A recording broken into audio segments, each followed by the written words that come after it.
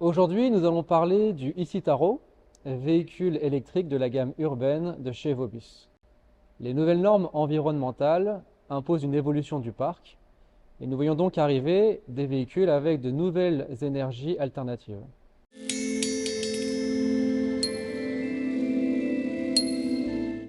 On va s'intéresser aux caractéristiques techniques d'un véhicule urbain. Alors, le changement de motorisation a imposé une évolution de la structure du véhicule. On va retrouver en toit beaucoup d'éléments. On y retrouve par exemple une grande partie des packs batteries. Alors, ces batteries font 700 volts, il y a une intensité de 47 ampères et ce sont des batteries de type lithium-ion NMC. On va avoir aussi sur le toit une électronique de puissance comme des transformateurs. Et enfin, il y a la climatisation qui est une clim qui fonctionne avec le gaz CO2 qui est à une pression de 50 bars lorsqu'il fait 20 degrés. La présence de tous ces équipements sur le toit a imposé des réaménagements du véhicule.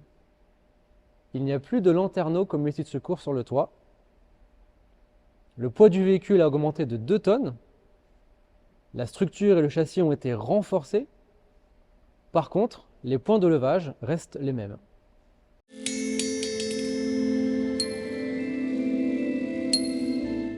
Les véhicules électriques de la gamme e-Citaro ont une trappe pour l'accès au chargement électrique qui correspond exactement à l'emplacement de l'ancienne trappe à carburant. À l'intérieur, on va retrouver une prise de charge qui peut également être à l'arrière au compartiment moteur, mais aussi en position latérale gauche. On retrouve aussi un QR code que l'on peut flasher avec un smartphone et qui donne accès à la FAD du véhicule.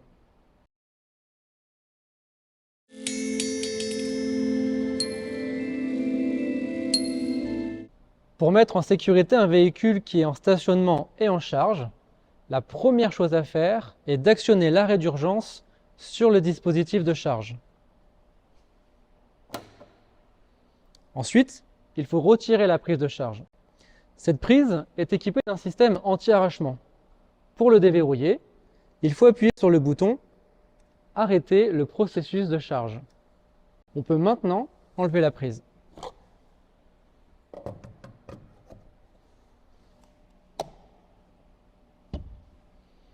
Il convient maintenant de s'assurer que le véhicule est bien hors tension en allant au poste de conduite. Pour s'assurer de la mise à l'arrêt du véhicule, il faut venir au poste de conduite et actionner le bouton coupure moteur, puis le bouton coupure contact. L'emplacement du deuxième interrupteur d'arrêt d'urgence se trouve à gauche en bas du siège conducteur.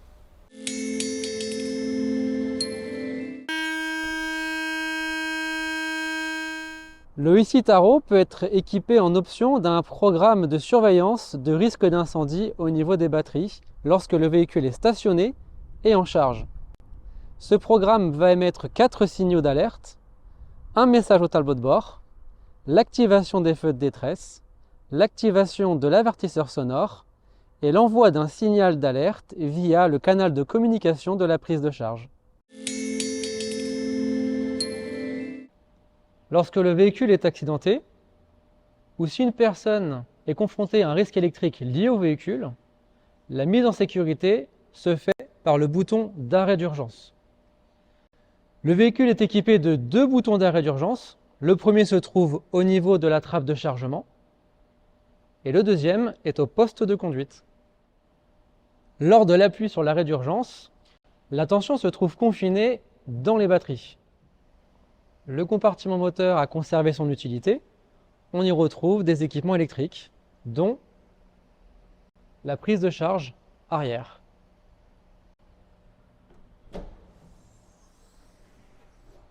On retrouve également le deuxième pack batterie. Ce pack batterie est relié au reste du réseau au voltage par le biais de câbles orange où circule un fort courant de 700 volts.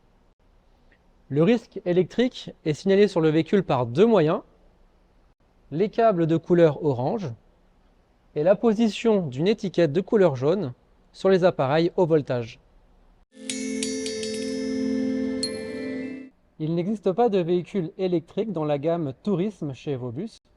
On peut toutefois retrouver en option une hybridation légère. Alors cette hybridation se compose d'un moteur électrique, d'un onduleur et d'un pack de supercondensateurs qui fournissent une tension de 48 volts.